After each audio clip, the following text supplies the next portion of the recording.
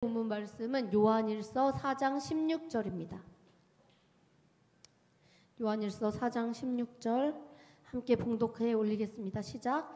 하나님이 우리를 사랑하시는 사랑을 우리가 알고 믿었노니 하나님은 사랑이시라. 사랑 안에 거하는 자는 하나님 안에 거하고 하나님도 그의 안에 거하시느니라. 아멘. 마지막 본문은 마가복음 14장 7절 말씀입니다.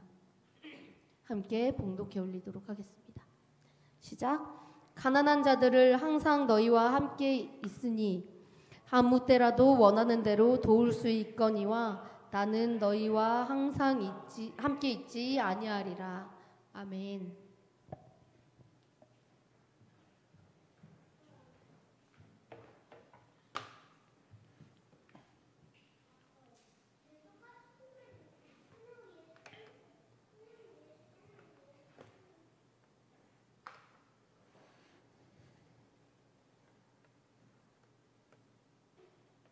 우리는 이제는 교회가 이제 부흥되는 시기는 끝났다. 유럽을 봐라. 유럽은 다 교회가 뭐 나이트 클럽이니 뭐 이상한 거로 변질되고 목사님들도 없어갖고 아프리카에서 수입해다가 겨우 교회를 채울 정도다. 미국을 봐라.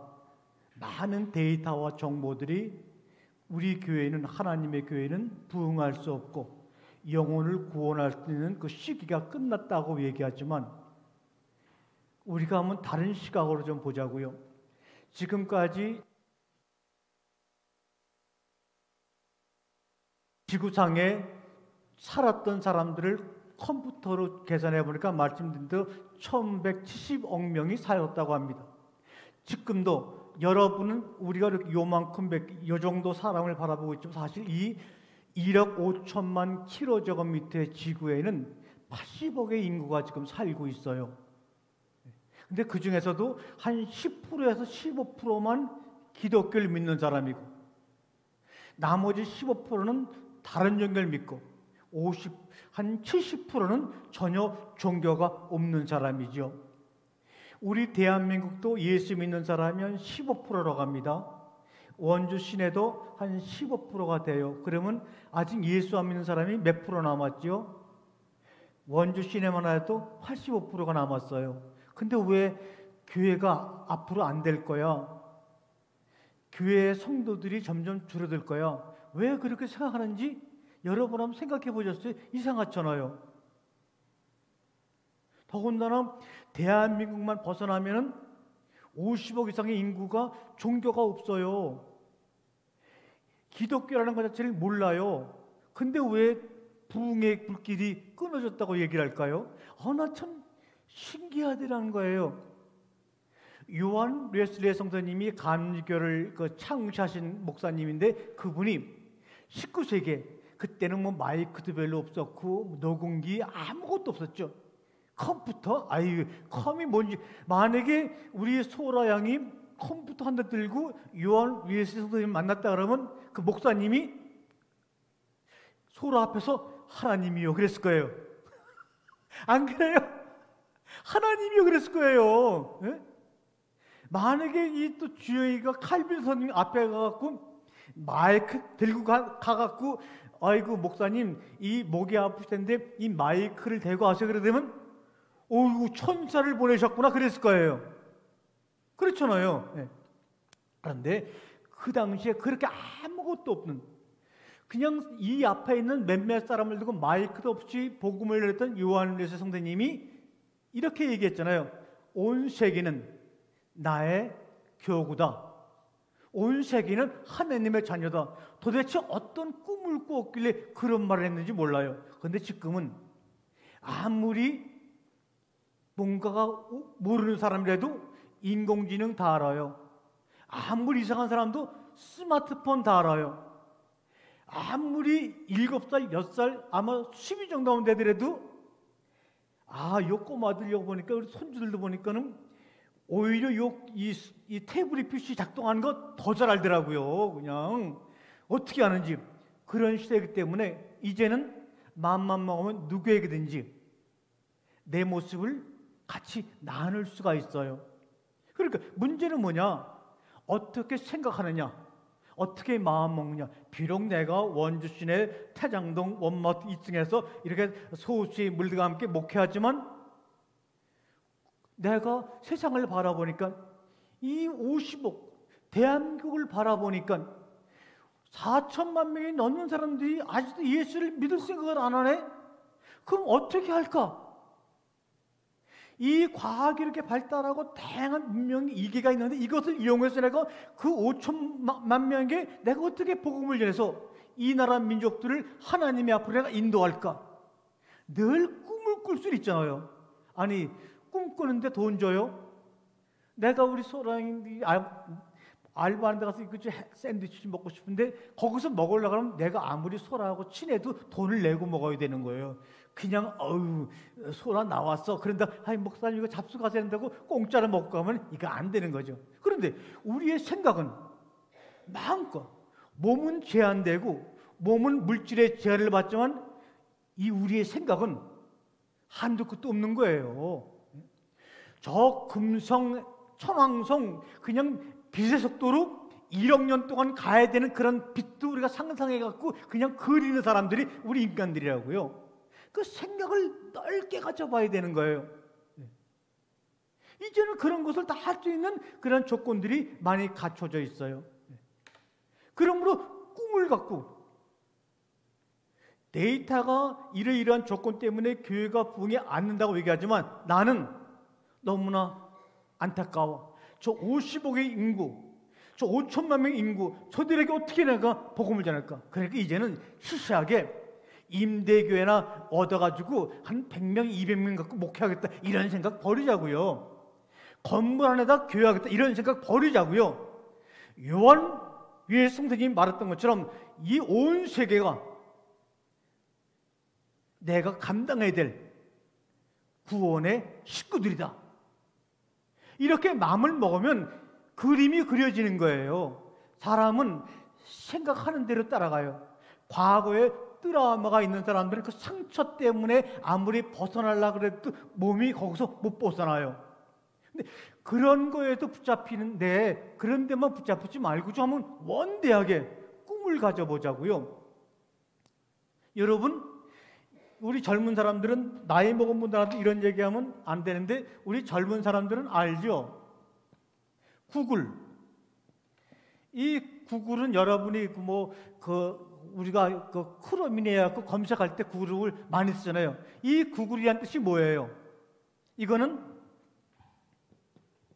10의 백승을 얘기할 때, 그러니까 가장 무한대를 얘기할 때 구글이라 그러는 거예요. 스티브 잡스가 아무것도 없는 그 무일푼에서 뭔가 꿈을 가지고 회사를 만들겠다 했을 때 회사 이름이 구글. 나는 10의 백승이야. 무한대의 것을 나는 너희들에게 선물해주고 싶어. 결국 그러고 54살에 취장함을 갔잖아요. 그러고 살다 가면 되지. 꼭 저처럼 68세까지 살아야지만 복받은 게 아니라고요.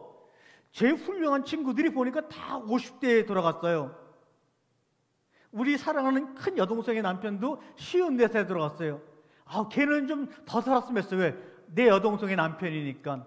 우리 여동생이 마음이 아프니까. 근데 다른 사람이 이렇게 일찍 돌아가면 저는 잘 됐다 그래요. 그래, 할 거 있으면 가야지. 뭘 여기서 남아있어? 구글. 그런데 이 구글이 얼마 전에 이름을 바꿨죠. 뭐라고 바꿨을까요? 나는 모든 것을 창조할 거야 갖고 스티브 잡스 알파 오메가 알파라고 바꿨어요. 그러니까 일단 이 세계적인 기업들은 벌써 되든 안 되든 생각을 크게 먹어요. 그러니까 내가 왜 조금 속으로 양을 이게 복 받은 건데, 이게 젊은 사람이 딱 앞에 와서 유일하게 딱 있으니까 누구 이름을 부르겠어요, 내가요. 밋밋하게 남자 이름 부르겠어요. 그래도 뭔가 좀 좋잖아요. 이 알파. 근데 이번에 우리가 여러 페이스북 할 페이스북. 이 페이스북 할 때 이 페이스북 이름도 바꿨어요. 뭘로? 메타. 초월. 웃기는 애들이에요. 페이스북이 그렇게 이름이 날렸는데 다 아는데 이거 페이스북 메타로 이름을 바꾸면서 주식이 한 1년 동안 얼마나 주식 가치가 떨어졌는지 알아요? 수십조가 날아간 거예요. 그런데도 알면서도 메타를 바꾼 거예요. 앞으로 나는 너희들의 생각을 초월해 보겠다. 세상 사람들이 이런데 우리는 내가 비록 너희들은 내가 뭐 한 10명, 20명 데리고 놓고 목회한다고 무시하는 것 같지만 하려면 해. 나는 전 세계를 바라보고 나는 그들을 구원시킬 거야. 여러분, 우리 이 세계에서 가장 이 주식 가치가 높은 기업이 애플이에요. 그죠? 애플. 근데 애플의 그 로고는 또 어떻게 됐어요? 애플이 영어로 사과죠? 뭐 사과예요, 사과. 근데 어떤 사과예요? 한쪽 물어보는 사과. 아담의 욕망. 하나님이 이거 너 먹으면 죽고 했지만 그래도 먹어보고 이왕 죽을 거 먹어보고 죽겠다고 해서 한 입을 딱 물었던 아담의 그 도전정신. 이거를 잡은 거예요. 이렇게 교회도 우리도 마찬가지인 거예요.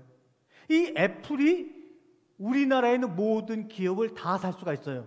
애플 하나의 값어치가. 삼성전자가 우리나라 모든 돈의 20% 이상 갖고 있는데 삼성전자는 480조밖에 안 되지만 애플은 3,200조가 넘어요. 우리나라 모든 기업의 돈을 다 모으면 얼마가 되느냐? 작년 기준으로 2,600조밖에 안 돼요. 그럼 우리나라에 있는 모든 기업을 다 사고도 애플은 1,600조가 남아요. 왜? 생각을 그렇게 하니까. 근데 우리나라는 이렇게 이름을 지면요 공격당해갖고 망해. 미친놈의 메타라고 알파라고. 그러니까 우선 젊은 사람들이 우리나라 사람들 이런 엉뚱한 이름을 짓더라도 한번 믿어주고 도와주고 끌어주고 그러다 또 실패했더라도 또 한 번 기회를 주고. 여러분, 이 테슬라라고 하는 전기자동차를 만든 일론 머스크 아주 웃긴 놈이죠. 이게 인공위성을 100개를 10,000개를 띄우겠다 그래갖고 지금 1,000개를 더 띄웠잖아요. 그러니까 미국이라는 나라가 띄운 인공위성보다 일론 머스크 개인이 띄운 인공위성이 더 많은 거예요. 10,000개를 띄우겠대요. 그러면서 회사 이름을 뭐라고 바꿨어요? 스페이스, 우주. 근데 이 일론 머스크는 17살에 남아프리카에서 태어나서 17살 때 미국으로 이민 온 사람이에요. 왜 이민하느냐? 자폐증 환자라 학교 가서 적응을 못하니까 맨날 두들겨 맞는 거예요. 그러니까는 이거 여기다 둬도 안 되겠어. 그러던 차에 일론 머스크 엄마 아버지가 이혼하는 바람에 아버지 이혼하자마자 다른 여자를 끌어다가 앉혀놓고 그래서 엄마가 일론 머스크를 데리고 미국으로 도망치듯 이민 온 거예요. 그러니까 자폐증이라는 것은 자기 생각에 붙잡혀갖고 딴 사람 생각을 신경을 안 쓰는 거예요. 그래서 30살에 13년이 지난 30살에 그때야 겨우 미국 시민권을 얻었어요. 그랬던 사람이 지금 불과 20년도 안 돼가지고 어떤 일을 벌이고 있어요 지금요. 그러니까 겉으로 얘기는 안 하더라도 여러분만의 삶에 한번 브랜드 이름을 정해보자고요. 스페이스, 알파, 메타, 애플 뭐 그렇게 정하잖아요. 우리 헤이스라는 이름도 원래는 그 에이스, 이 메타라는 이름하고 거의 뜻이 같은 뜻이에요. 헤이스가요. 그러니까 요새 많은 사람들이 그래서 그래요. 여러분들이 그동안에 30년 동안 20년 동안 엄마 아빠한테 들었던 얘기를 좀 잊어먹자. 우리는요 세상에 나오더라도 아닌 것 같아도요 여러분이 가정에서 결혼하기 전까지 들었던 그 언어의 속에 갇혀서 살아요. 거기 벗어나지 못해요. 그러니까 교회는 왜 나오느냐? 내 힘과 노력으로 그 엄마 아빠가 우리 형제들이 나에게 주입했던 그 언어에서 벗어나고 싶은데 그 깜빵에서 벗어나고 싶은데 못 벗어나니까 여호와의 힘으로 하나님의 영으로 내가 한번 그 말에서 거듭나 보겠다. 근데 거듭날 생각을 안 하는 거예요. 왜? 교회 나와보니까 똑같아. 집에서 하는 말이나 교회에서 하는 말이나, 우리 엄마가, 우리 아버지가 장로님인데 집에서 그냥 막 내지르는 말이나 교회에서 하는 말이나 보니까 뭐 별 상관이 없어. 저희 우리 아버님이 장로님인데 제가 30대 때 제가 개척교회 할 때, 아유 교회 개척 제대로 못한다고 교회 예배 끝난 다음에 교인들이 있는 앞에서 얼마나 난리를 피는지,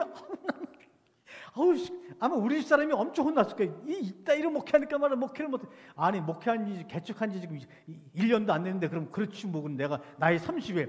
예? 속으로 그랬어요. 아버지는 나이 30 예수일지도 몰랐지만 난 지금 나이 30에 지금 교회 목사예요. 속으로 그랬어요. 겉으로 했다가는 맞을까 봐. 뭔가가 그래서 세상 사람들이 이런 얘기를 하죠. 여러분이 정말 성공하고 싶습니까?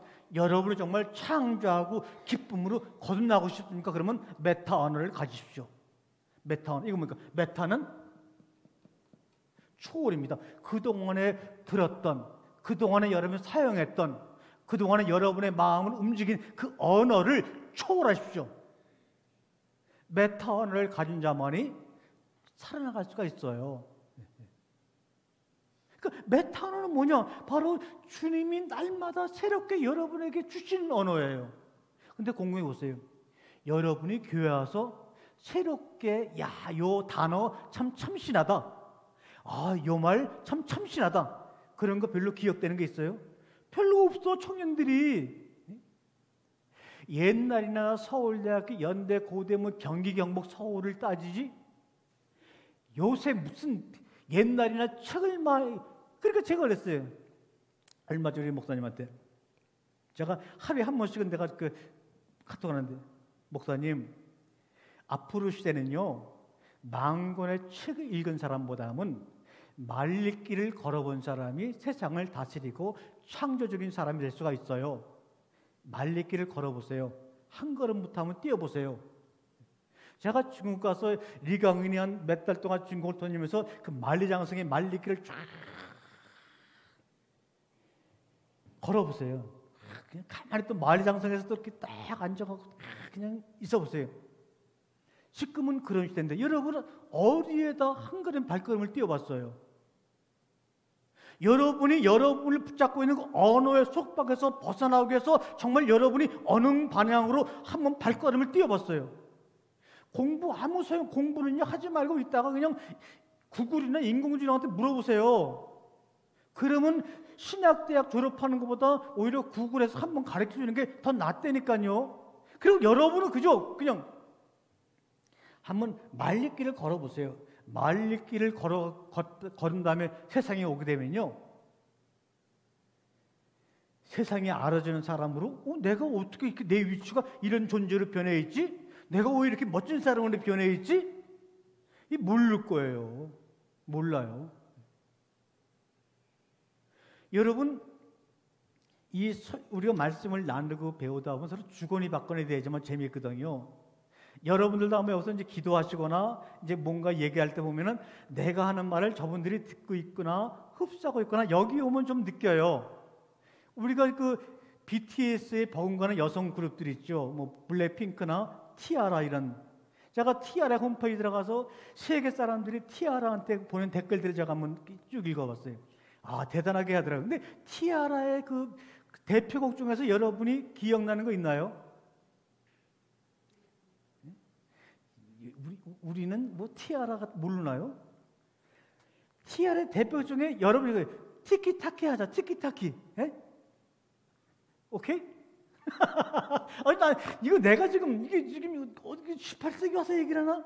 티키타카. 이게 아주 전 세계 사람 매료를 시켰잖아요. 한국말을 모르는데도 중간중간에 그 후렴에서 티키타카 티키타카 하면서 막 부르는 거예요. 이 티키타카는 스페인 말이에요. 무슨 말이냐? 탁구를 칠 때 이렇게 넘기고 받고 넘기고 받고 탁구공을 주고받는 것을 티키타카라고 하는 거예요. 또 축구할 때 짧은 쇼 패스를 가지고서 패스하면서 앞으로 전진하는 걸 티키타카라는 거예요. 다시 뭐냐? 우리가 주고받자, 소통하자. 그러니까 무슨 말인지 몰라도 티키타카라는 말로 인해서 함께 춤을 추며 덩달아 막 열정적으로 그 소리 지른 티아라의 티키타카에서 사람들이 소외감으로부터 회복되는 걸 느낀 거예요. 그러니까 여러분도 오늘 우리가 잠깐 말씀을 나누겠지만 좀 마음을 좀 열고, 모르면 내가 이것도 모르고 있었나? 아이고 웃기네. 또 그러기도 하고, 아는 척할 필요도 없고 모르는 척할 필요도 없고, 그렇다고 또 나는 죽었다 깨도 오늘 당신의 말은 내가 절대로 내가 안 들을 거야, 뭐 이렇게도 말고. 여러분이 아바타라는 영화를 보셨죠? 아바타 보셨죠? 지금 1편, 2편 나왔는데 1편도 안 봤어요? 우리 소라하고 나하고 교제가 좀 있어야 되겠구만. 봤어요? 아바타? 네? 봤어요? 1편. 나비족만을 봤죠? 1편만 봤어요? 2편. 거기 보면은 자연적인 생명 공동체인 나비족이 나오죠. 나비족, 그죠? 근데 그 나비족을 제가 처음, 그러니까 계속 이런 말을 계속 하더라고요. I see you.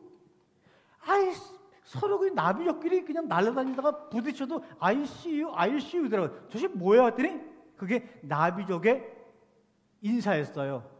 우리는 밥 먹었니? 편안하세요? 샬롬 이런 것처럼 I see you. 나는 널 보았어. 나는 널 보았어. 나는 널 보았어. 이게 나비족의 인사였어요. 근데 우리 과학과 인공적으로 많이 사는 사람들끼리는 서로 만나더라도 나는 너를 보았다는 말을 안 해요. 안녕, 다음에 오자. 제가 그 나비족의 I see, 나는 너를 보았다는 말을 듣고 제가 기도 중에 창세기 1장 1절을 읽으니까 창세기 1장이 태초에 하나님이 천지를 창조하셨네. 이 말 읽는 순간에 나비족의 인사가 떠오른 거예요. 하나님한테 얘기했어요. God, I see you. 하나님, 나 당신을 봤어요. 그리고 그 속에서 나도 봤어요. 그리고 또 그 속에서 하나님과 말하고 놀고 있는 우리들의 모습을 보았어요. 그랬더니 하나님이 네가 복권에 당첨됐구나. 이 창세기 1장을 저는 문법을 해석하는 것도 아니고 뭐 강의하는 것도 아니고 우리 하나님이 태초에 천지를 창조했다고 말씀하신 이유는 뭡니까? 바로 그 말 속에서 나는 그 속에서 하나님을 보았어요. 하나님 보면 끝난 거 아니에요. 66권이 무슨 필요가 있어요? 예수님이 신약 성경에 있는지 알고 돌아가셨어요? 예수님이 살아계실 때는 신약 성경이 없었잖아요. 그러면 사도 바울이나 요한이나 베드로나 이런 사람들은 자기가 쓴 글이 신약 성경이 될 줄 알았어요? 몰랐어요? 몰랐죠. 그러니까 이 성경이라는 것도 사실은 하나님을 아는 게 하나님의, 우리가 정말 저는 우리 문재인 대통령께서 저기 고향에 내려가서 지금 서점을 하고 계시는데, 대통령 하다가 서점하면은 정말 얼마나 좋을 거라고 칭찬이 되는데, 또 서점한다고 또 그냥 또 막 물고 또 그러는데, 우리가 문재인 대통령을 아는 거하고 그분을 보는 거하고는 이거는 천지 차이죠. 그러니까 정 보고 싶으면 차를 끌고 같이 가서 서점에 가서 책을 한 권 싹 사면서 한번 그래도 보세요. 우리 주님은 창세기 1장 1절 알기 원하시는 것도 있지만 성경을 알고 믿는 것을 원하기도 하지만, 그러나 실제로 그것을 통해서 그 속에서 거니시는 하나님을 보기 원하는 거예요. 그러니까 나비족들은 아무 과학도 없고 우리가 말하는 문명도 없고 우리가 볼 때 저런 곳에서 어떻게 살아가나 하지만은 그들의 인사는 I see you, I see you. 나는 봤어. 그러니까 다시 말해 우리가 인도나 이런 데 가게 되면 만나면 그죠? 남아왔을 때 그러죠. 네? 당신 속에는 신이 있습니다. 그러면 나는 당신 속에는 신을 보았습니다. 내가 소리하고 저기 문재인 대통령이 서점을 가는데 가면서 내가 가장 중요한 것은 서로한테 뭐 성경을 가르치고 뭐 어쩌고저쩌고 뭐 그냥 소위 말해서 그냥 웃기는 일 하는 것보다도 내가 소라 속에 있는 하나님을 보았다면 어떤 일이 생길까요? 또 그 목사나 뭐 아유 저분 무슨 뭐 설교자 이런 게 아니라 내가 여기 서 있지만 내가 바보스럽게 떠들고 그냥 무슨 말을 했는지도 모르지만 그래도 소라가 여기서 있는 나를 볼 때 내 속에 있는 하나님을 보았다. 그러면 창세기 1장 1절은 완성된 거예요. 하나님을 보고 나를 보는 순간에 하나님과 대화하고 놀고 떠드는 우리들의 모습이 1장에서 보여지게 되면 그때부터 뭐가 돼요? 창조적인 창조 역사가 일어나는 거예요. 마음속에 빛이 생기고 나를 꽉 붙잡았던 과거의 트라우마가 하늘과 위로 갈라지고 그래서 이 땅 아래 물들이 갈라지면서 내 속에서 새로운 생명의 땅이 솟아나고 거기에서 나무가 자라고 열매가 자라고 동물이 생기고 이런 일이 벌어지는 거예요.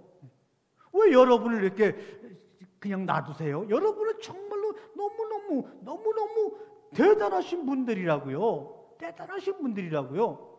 근데는 그것을 모르니까 떠들고 싶지 않고 말하고 싶지 않은데도 그냥 조금은 좀 말하다가 죽어야 되겠다 이렇게 생각하고 말하다 죽어야 되겠다 그리고 지금 말을 하는 거예요.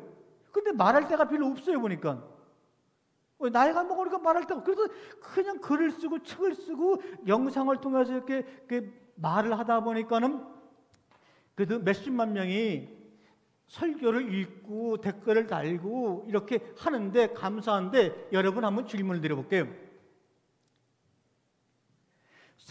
사랑이라고 하는 거, 하나님이 우리를 사랑하시는 사랑을 알고 믿었다고 우리 읽었는데 사랑에는 뭐가 절대적으로 필요하죠? 지금 여기 사랑이에요.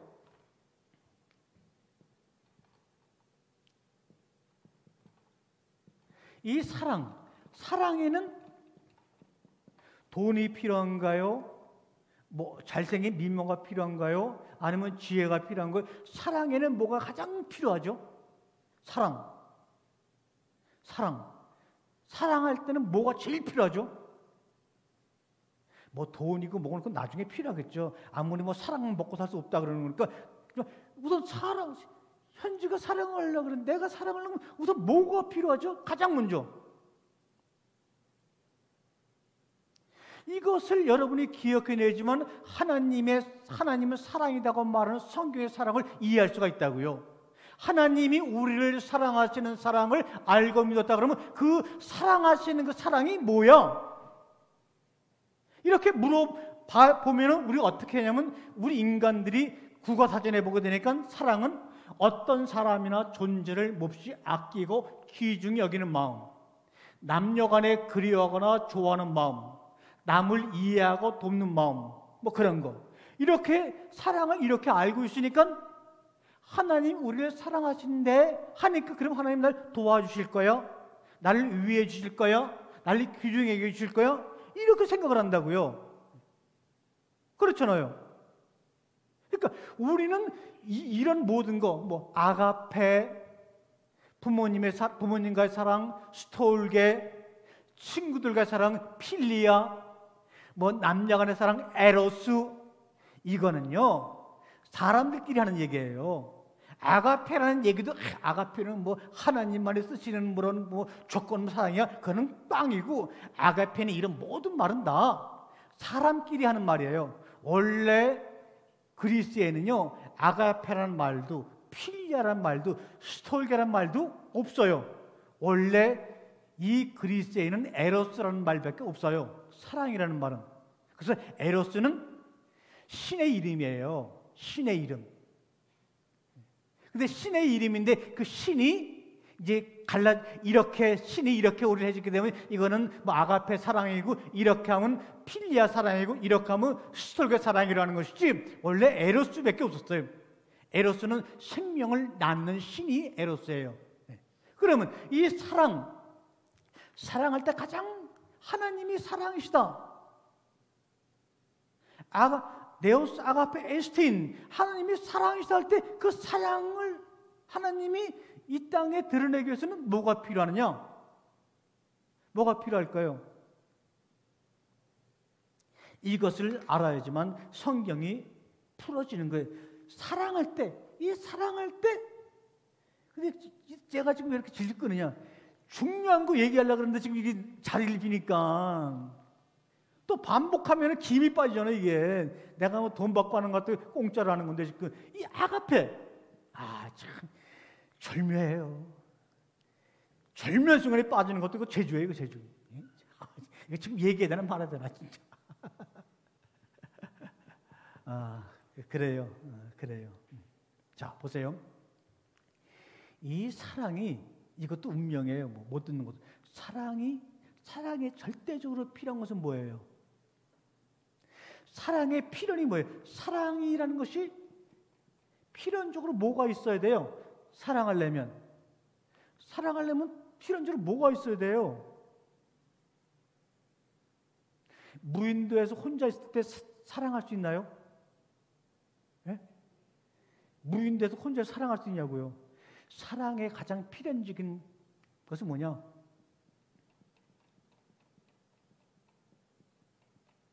상대가 존재해야죠.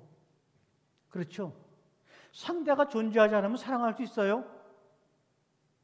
내가 과거에 남편을 사랑했다, 아내를 사랑했다, 내가 자식을 사랑한다, 그래서 내가 희생한다 할 때 뭡니까?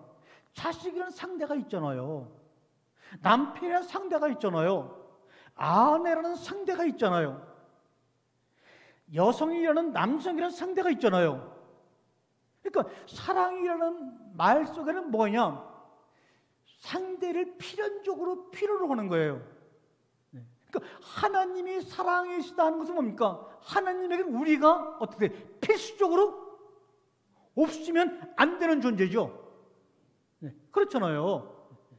하나님이 사랑이시다 그런다 그러면 그 상대가 있어야 되는데, 하나님이 사랑하기 위해서는 나라고 하는, 사람이라고 하는 상대가 필연적으로 있어야 되는 거예요. 그것은 뭡니까? 창조보다 앞서가는 거예요. 하나님의 능력보다 앞서 있는 거예요.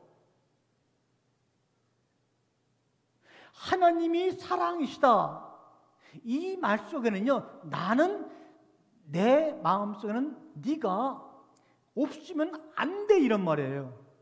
그런데 하나님은 사랑이시다 그러면서 하나님이 우리를 사랑하시는 사랑으로 알고 믿었니? 그러니까 하나님이 이렇게 자기 마음껏 이렇게 우리나라 국어사전에 있는 대로 하나님 이렇게 사랑했나? 아닌데. 저렇게 사랑했나? 아닌데. 하나님 날 진정으로 사랑한다고 하면 이런 일이 생길 수가 없는데, 이때로 생각난다는 거예요. 하나님 사랑이라고 하는 것은 상대가 꼭 필요한 거예요. 상대가 꼭 필요한 거예요. 하나님이 사랑이라는 말은 너는 나에게는 필연이야. 그러니까 하나님이 첫째 날, 둘째 날 만물을 창조하는 가정 속에서 마지막에 사람을 창조했는데, 그럼 그 전에 모든 것은 뭡니까? 하나님이 사람을 상대하기 위해서 만드신 필연인 거예요. 그러니까 하나님이 천지를 창조했다는 능력과 권능보담도 내가 더 앞서가는 거예요. 내가 가장 마지막에 내가 창조받았지만 나는 그 모든 걸 창조되기 전에 이미 하나님의 마음속에 내가 필연적으로 존재했기 때문에, 내가 필연적으로 필요했기 때문에 이런 일이 일어났구나, 창조의 6일간이 일어났구나, 이걸 깨닫는 게 하나님의 사랑이에요. 자, 보세요.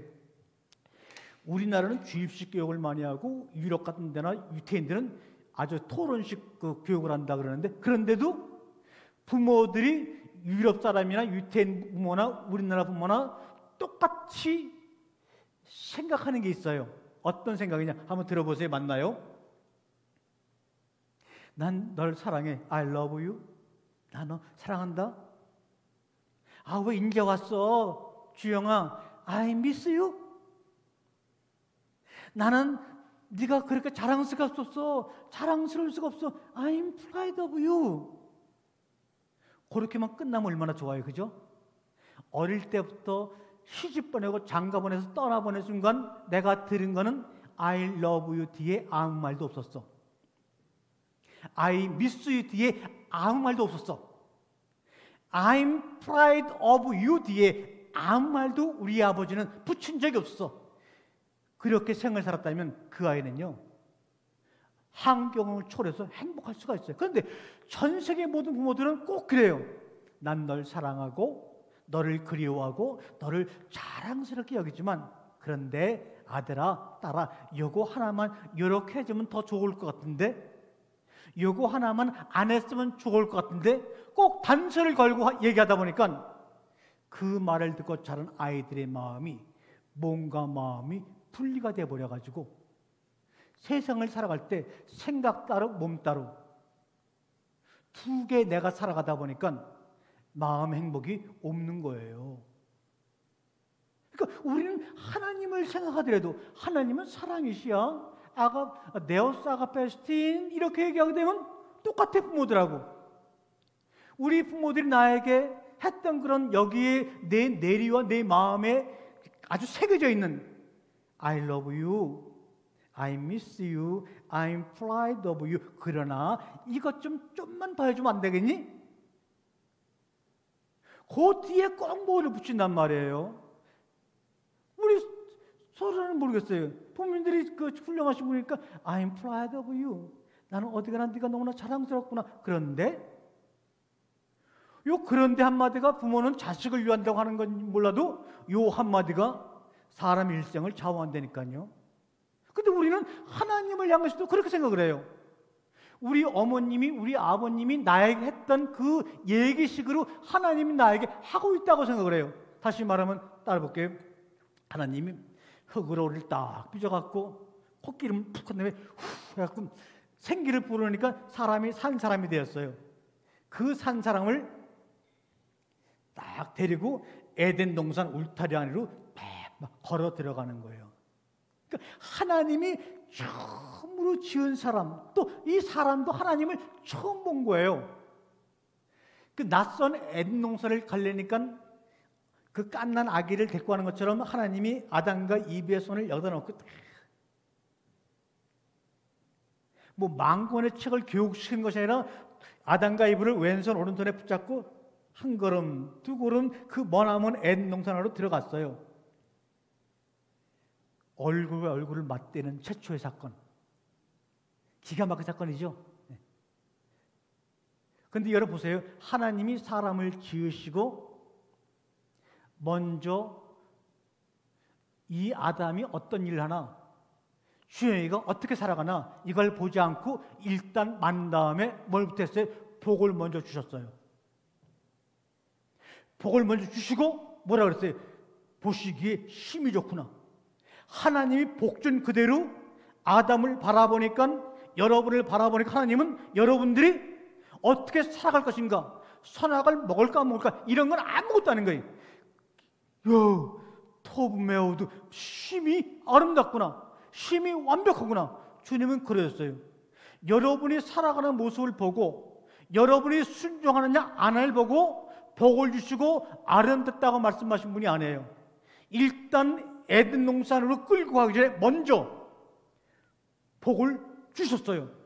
또 아담과 이브를 에덴 동산 울타리로 끌고 들어가기 전에 먼저 뭐 했어요? 쉼이 아름답다.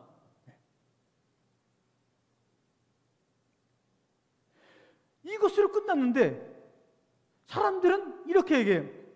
하나님 이런 하나님으로 오해해버렸어요. 오키야, 나 하나님이 I love you, 널 사랑한다. 현지야, 난 널 얼마나 그리웠니 몰라. I miss you. 민수야, 나는 내가 이렇게 목회하는 것을 보니까 I'm proud of you, 너무너무나 자랑스럽구나. 그런데 얘들아, 저기 동산 가운데 뭐가 보이니? 아주 예쁘게 빨간 열매가 보이네. 그래, 그거 하나만은 먹지 말어. 어때요? 여러분의 엄마나 아버지가 한 소리하고 하나님이 한 소리하고 똑같지요? 그렇잖아요. 그렇게 연관을 시키고 있다고요, 우리는요.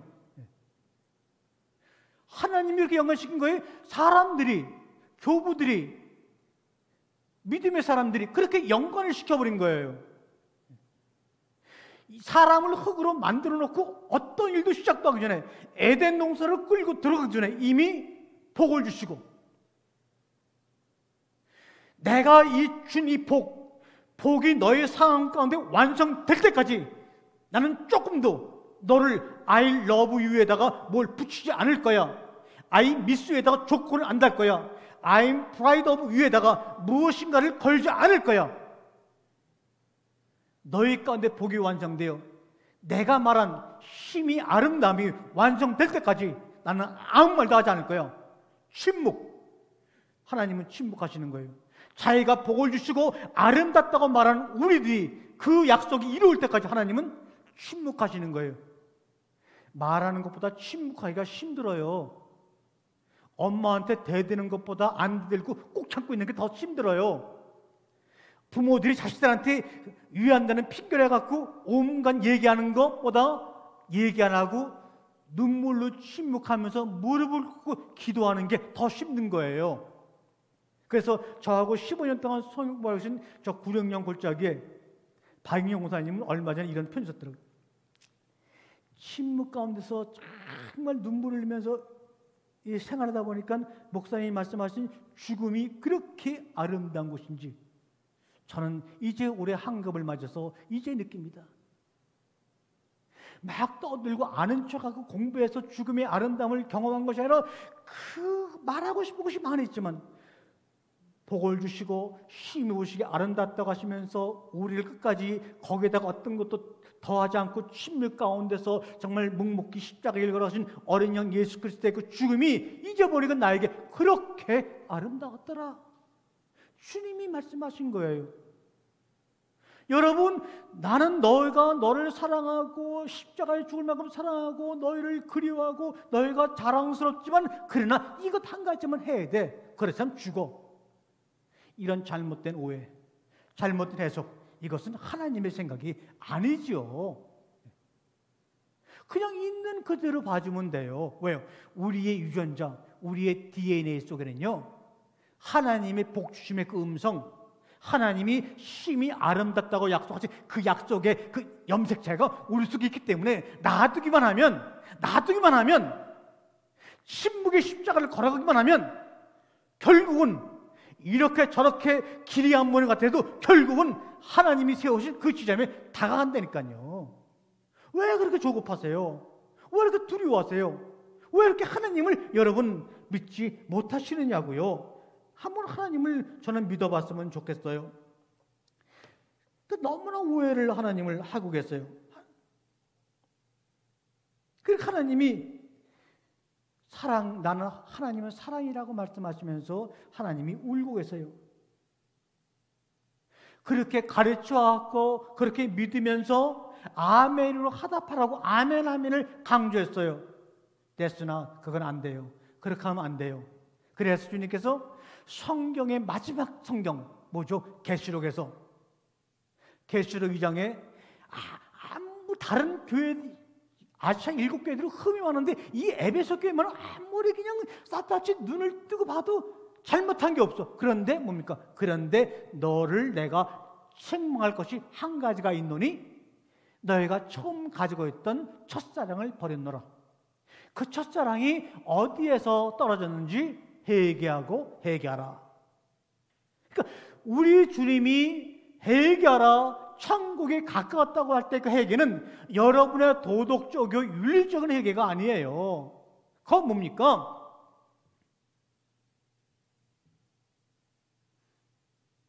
사랑에 대한 것을 기억하라는 거예요. 사랑은 상대가 있어야 돼. 상대라고 하는 것은 필연적인 거예요. 그러니까 여러분과 하나님 사이는 필연적인 관계예요. 이 필연적인 관계를 잊어먹지 말라는 거예요. 그게 회개예요. 그것만 바로 서게 되면 모든 것은 뭡니까? 유전자대로 다 돼요. 요새 보니까는 미국에는 유전자, 범인이 도망갔는데 그 범인의 침이 여기 이만큼 있는 거예요. 이만큼.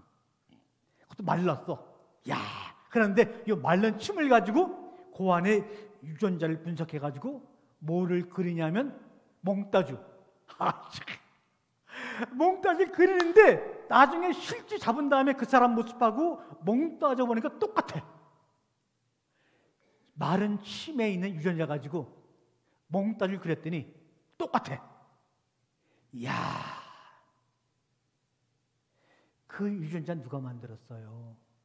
그 유전자 염색체 AGTC 그 염색체를 만드신 분이 하나님인데 염색체를 만들 때 거기다가 복을 주시고 힘이 아름답다고 하셨는데 거기다 인간의 판단, 인간의 정보, 인간의 잘못된 언어를 갖다가 집어넣는 바람에 나는 네가 자랑스럽지만 그 자랑스러움이 진짜로 자랑스러움 내려고 그러면 선악과 먹지 마.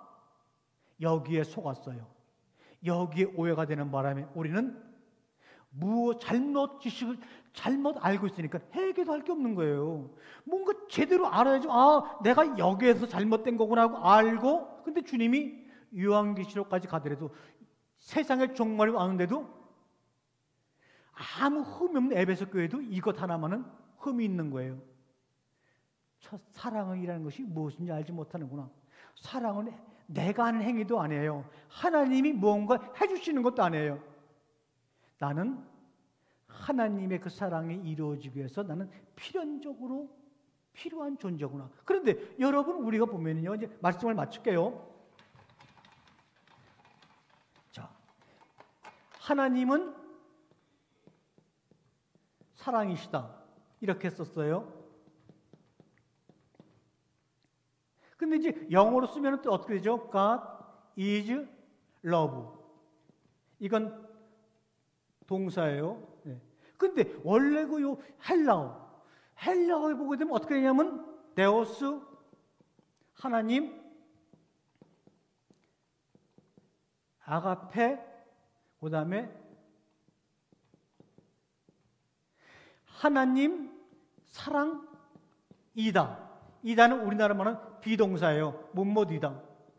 그런데 여기 하나님은 사랑이다 하게 되면 이건 주어고 이거는 보어예요. 근데 여러분 이것도 주격이고 이것도 주격이고 이렇게 돼 있어요. 사랑이 뒤에 있는 게 아니에요. 사랑과 하나님은 똑같은데 이 사랑이 하나님이 이 땅에 구현되기 위해서는 이 사랑이 있어야 돼요. 이 사랑은 누구예요? 나예요, 나. 여러분이에요. 하나님이 사랑이시다는 것이 이 땅에서 드러나고 완성되려고 그러면 하나님의 상대가 있어야 되는 거예요. 그 상대가 누구예요? 여러분과 저예요. 그러니까 여기서 아가페는 하나님이 어떻게 하시는 것이 아니라 바로 여러분과 나예요. 하나님에겐 여러분이 사랑인 거예요. 여러분이 없으면 아무 의미가 없는 거예요. 그만큼 여러분은 하나님이 하나님 되게 하는 귀한 존재라고요. 한번 따라서 나는 하나님을 하나님 되게 하는 귀한 유일한 존재다. 이것을 잊어먹고 사는 사람들에게 회개하라, 메타노이야. 돌아와. 그러니까 주님이 세례 요한에게 세례받고 첫 음성이 회개하라. 천국이 갖고 왔다. 그 얘기인 거예요. 사랑은 바로 여러분이에요. 근데 무슨 아가페는 하나님의 절대적인 조건 사랑? 하나님이 조건 없이 여러분을 사랑해갖고 여러분의 삶에 무슨 일이 지금 일어나고 있어요? 서울대학교 들어갔어요? 나는 고등학교 때 우리 고등학교에서 중학교에서 제가 공부를 제일 잘한다 그래갖고 나보러 경기고등학교나 경북고등학교라고 제가 이제 경북고등학교를 치러 갔었어요. 또 고등학교에서 제가 이제 고려대학을 들어가서 고대 쳤는데 여러분 하나님이 조건 없는 사랑으로 사랑한다 그러면요 이미 틀린 거예요. 그러면 다 천국에 태어나게 하든지 최소한도 미국 뉴욕에는 태어나야지만 평등한데 어떤 놈은 태어나 죽을 때까지 수단, 콩고, 네팔, 남극, 핀란드, 노르웨이. 여러분 노르웨이, 핀란드 가보세요. 거기는 1년에 3개월 정도가 밤이 없어요. 백야. 추운 나라예요. 그러니까 어차피 세상은요 불공평한 거예요. 또 대한민국에 태어나서 서울서 토백이로 태어난 저 같은 사람도 있고 제주도 전라도 다 어디에서 어떤 부모에 태어나냐서 틀리잖아요. 만약에 주영이가 내 밑에 세놨다 그러면 혼자 알바해야 돼. 알바해갖고 딱 등록금 벌어야 되고, 안 되면 적금 대출 받아갖고 등록금 내야 되는데, 얘는 또 태어나길 평택에 태어나갖고 그냥 뭐 놀고 먹어도 이 등록금 다 대주지, 뭐 엄마나 여름에 집에 안 가고 그래? 그 기숙사비 줄게 다 보내주네. 이게 왜? 이게 뭐가 하나님의 조건 없는 사랑? 그건 사랑이 아닌 거예요, 그냥 어떻게 눈 떠보니까 태어나길 거기 태어났어. 근데 또 주영이가 또 이부진을 생각하니까 또 열받아. 이부진은 또 이건희한테 태어났거든. 걔는 가진 재산 1조야. 원래 하나님의 조건 없는 사랑, 여러분 믿어요, 그거? 그러면 교회라는 것도 개척교회가 없어야죠. 어떤 놈은 뭐 10,000명교, 어떤 놈은 1,000명교, 어떤 놈은 뭐 10,000교회. 그 뭐예요, 그래? 그걸 어떻게 설명할 거예요? 사랑은 바로 여러분이에요. 여러분이 계심으로 하나님이 하나님으로 이 땅에 있는 거죠. 여러분이 없으면 무슨 필요가 있어요?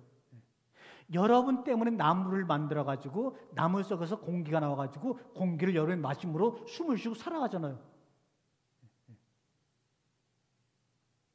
그 여기서 이상하게 이 데우스 아가페 에스틴, 이게 다른 영어나 우리나라 말은 이게 목적어나 아니면 보호가 되는데 데우스하고 아가페가 다 주어가 2개 있는 문장이 어딨어요? 그건 무슨 말입니까? 사랑은 나라는 거예요. 너는 내가 존재하게 하는데 필수야. 그것을 우리 인간의 언어로 아가페, 사랑, 아합이라고 얘기하는 거예요. 주님은 여러분을 그렇게 바라보니까 네가 있어야지 내가 완성되는 거야. 네가 있어야지 내가 심히 아름다워지는 거야. 네가 없다면 심히 아름답다는 고백도 공허한 거야. 이런 얘기 어디 가서 어떤 사람한테 여러분 들어보셨어요? 나를 향해서 이렇게 멋지게 얘기해 준 사람 들어봤어? 오직 하나님만이. 저도 그래서 만나는 사람에게 꼭 그렇게 얘기를 해요. 얼마 전에 우리 조카 중에 하나가 혼자, 저는 걔가 원래 생김새가 우락부락 생겨갖고 공부 지지 못한 줄 알았어요. 근데 학원도 안 다니고 고향 주문지로 내려와서 혼자 공무원 시험을 본대요. 학원도 안 다니고 혼자 뭐 책사 공부하더라고요. 아이, 저 새끼 저거 되겠나 저거. 그냥 일하기 싫으니까 나가서 이렇게. 그랬더니 첫 번째 시험에 아주 면접까지 딱 붙어갖고 소방 공무원으로 임용을 기다리고 있어요. 대단하더라고요. 그런데 다른 사람 다 안 되고 전태, 여보 왜 어떻게 당신한테 걔가 동현이가 제일 처음에 전화했을까? 제가 중간중간에 전화 걸어갖고요, 하나님이 그 아이를 바라보는 그 모습을 내가 줄기차게 얘기해 줬거든요. 그랬더니 공부 나 이번에 면접까지 완전히 끝나갖고 임용을 기다리고 있어요. 그럼 어떻게 변했는지 아세요? 그러면 이제 몇 달 임용할 때까지는 엄마 아빠가 어렵지 않으니까 용타고 좀 쉬지. 안 해요. 벌써 아르바이트 하루에 12시간씩 지금 한지 한 달 됐어요. 근데 임용할 때까지 내가 1,000만 원 모을 거예요. 피곤하지 않아? 아니에요. 갈 수 있어요. 왜 부모님한테 내가 신세를 져요? 딱 그렇게 얘기하는 거예요. 왜 그랬을까요?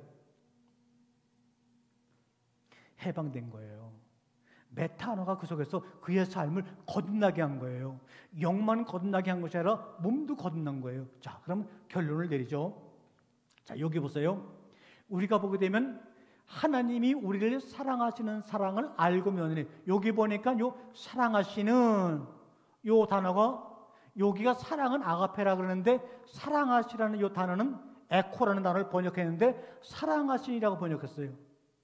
이 에코라는 단어는 신약성에서 한 800번 나오는데 사랑한다라고 번역된 것은 유일하게 여기서 딱 한 번이에요.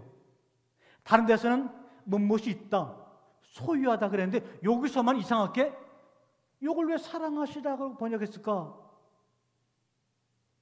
이게 말이 안 되는 번역인 거죠, 그냥. 그러니까 사람들이 하나님이 우리를 사랑하시는 사랑을 알고 믿느니 하나님이 사랑하셨어? 이렇게 오해를 하고 잘못되고 있는 거예요. 그래서 오늘은 이걸 설명 못하고 오늘 마가복음 14장 읽으면 가난한 자들은 너희와 항상 있지만 나는 너희와 항상 함께하지 못한다는 그 말씀의 비밀 속에 사랑하시냐는 에코라는 뜻의 비밀이 숨겨져 있어요. 원래 거기까지 하려고 그랬는데 그거는 다음 시간으로 넘어가 보고 싶어요. 아가페는 바로 여러분이에요. 사랑은 상대가 있어야 돼요. 그래서 제가 우리 사위한테도 사위야, 네가 어떤 일 하든지 상관할 거 없어. 거기에 신경 쓰지 마. 다만 너는 하나님이 사랑하기 위해서 너라는 존재가 꼭 필연적으로 있어야 되는 존재야. 그거 하나만 갖고 아무 일이나 해. 아무 일이나 해. 100만 원짜리 하건 200만 원짜리 하건 아무거나 해. 그러는 가운데서 순간순간 너의 삶을 다스리시면서 인도하시는 하나님의 기쁨의 감정이 무엇인지 경험하고 그것을 나누는 사람이 되어지면 나는 원이 없겠다. 원이 없겠다. 그러니까 어떻게 힘든 거 그 힘든 거 힘든 거니 하나님이 나를 하나님의 상대로 필연적으로 없으면 안 되는 사람으로 만들었어. 그래서 내가 존재하고 나니까 비로소 하나님은 사랑이시다라고 요한서 등을 통해서 말씀하는 거예요. 근데 그거를 선악과라는 것을 잘못 해석가지고 어거스틴의 얘기를 잘못 해석해서 나는 너를 사랑하고 너를 그리워하고 너를 자랑스러워 여기지만 이것이 자랑스러움이 그리움이 사랑스러움이 완성되려고 그러면 네가 딱 한 가지만 해줘야 돼. 뭐예요? 선악과 저 동산의 열매 안 따먹으면 돼. 그건 우리 부모님하고 똑같은 얘기죠. 그게 무슨 온전한 하나님의 사랑이에요. 바로 그런 말씀의 과정을 통해서 여러분 마음속에 회개가 일어나고, 비록 여기는 소수의 사람들이 있고 인터넷 통해서 소수의 사람들이 이 방송을 듣지만, 그래서 기독교가 부흥이 안 되고 교회의 부흥은 끝났다고 하지만 눈을 들어 보세요. 눈 들어 보는 것은 누구도 막지 않잖아요. 온 지구상에 50억인가 예수님을 몰라요. 대한민국에 5천만 명이 몰라요. 지금 이 원주시내 30만 명에서 29만 명이 예수를 안 믿고 있어요. 그런 것을 이담은 탓할 것이 아니라 저들도 하나님이 사랑이심을 완성시키는 하나님의 상대역으로 신분이 돌아서면 얼마나 좋을까. 내가 그것만은 그들에게 깨우치게 할 거야. 직접 찾아가지 못하지만 문명의 이기와 다양한 AI 이용해서 나는 어떻게든지 알릴 수 있는 방법을 나는 찾아서 알릴 거야. 앱을 만들어 볼까? 디바이스를 만들어 볼까? 뭐 해볼까? 고민하면서 세상을 손대해 보세요. 옥스퍼드 대학교 의과대학 들어갔다가 2학년에 중퇴하고 다시 옥스퍼드 대학 아버지의 권위로 신학대학 들어가서 신학교 4년을 졸업하고 22살에 비글로라고 하는 배를 타고 5년 동안 떠돌아다니다가 고향에 달한 다윈은 그 죽을 때까지 고향에서 한 발자국도 떠난 적이 없지만 고향에서 종의 기원이라는 신학원을 만들어 버렸어요. 누가요? 신학교 4년 졸업한 그 신학생이요. 그 다윈은 어떤 공부 더 한 것이 없어요. 그렇다 그러면 여러분이 무엇을 전공하건 무엇을 알고 있건 어떤 처지에 있건 그거 고민하지 마세요. 여러분이 필수적으로 존재함으로 말미암아 하나님이 사랑이라는 그 문장이 완성되는데 여러분은 바로 주인의 역할을 하는 사람들이에요. 여인은 손님이 아니에요. 방관자가 아니에요. 여러분은 하나님 앞에 주인이에요. 하나님 앞에 주인으로 바로 설 때 내 전공과 내 상관없이 여러분의 마지막 노정은 세상 사람들 행복으로 구원을 이끄는 구원의 문, 징검다리가 될 거예요. 그럴 때는 그 죽음조차도 이렇게 아름답다니, 이렇게 아름답다니, 세월이 더 빨리 갔으면 좋겠다. 사람들이 60이면 60km, 70이면 70km 간다는 저는 더 빨리 갔으면 좋겠어요. 더 빨리 갔으면 좋겠어요. 왜? 죽음이 어떠한지 알기 때문에. 생기를 불어넣고 영혼을 가진 사람들에게는 죽음은 더 좋은 곳으로 가는 삶의 징검다리예요. 여러분의 오늘 하루의 노력과 땀은 바로 그 더 좋은 곳으로 가는 징검들의 한 징검들을 건너서 오늘도 이 자리에 왔습니다. 우리 함께 마음속으로 기도하겠습니다. 여러분이 기도하고 싶은 대로 함께 기도하겠습니다.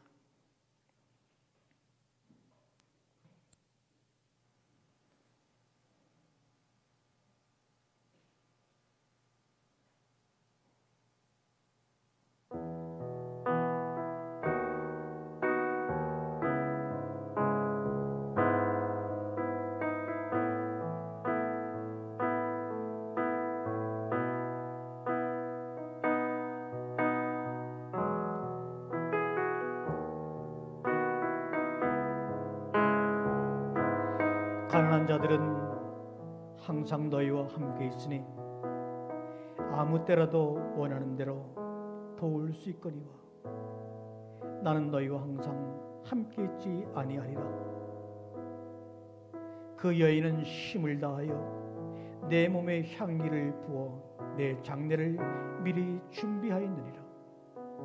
내가 너희에게 진실로 진실로 이르노니 온 천하에 어디서든지 복음이 전파되는 곳에는 이 여자가 행한 일도 말하여 그를 기억하리라 하시니라. 아멘. 오늘 주님이 말씀하신 이 고백에, 주님의 십자가의 고백, 죽음의 그 장래, 우리도 나대양을 바친 이 여인처럼 참여함으로 말미암아 아직도 전 세계에 믿지 않는 수십억의 많은 사람들에게 예수 그리스도의 복음이 증거될 때마다 우리의 죽으심도 함께 전하여 줄 수 있는 죽음은 아름다워라, 그 삶의 징검다리 되도록 주님 여기 모인 우리 모두를 인도하시고 위로하시고 하늘 향하여 날아가게 도와주시옵소서. 피곤한 몸을 가지고 상처받은 마음을 가지고 감정하고 나왔다 할지라도 오늘 이 예배가 나고 돌아가는 그 발걸음 속에는 뛰어가도 걸어가도 험비치 아니하는 놀라운 주의 자녀로 변화가 되어 놀라워라 이 죽음의 아름다움이여.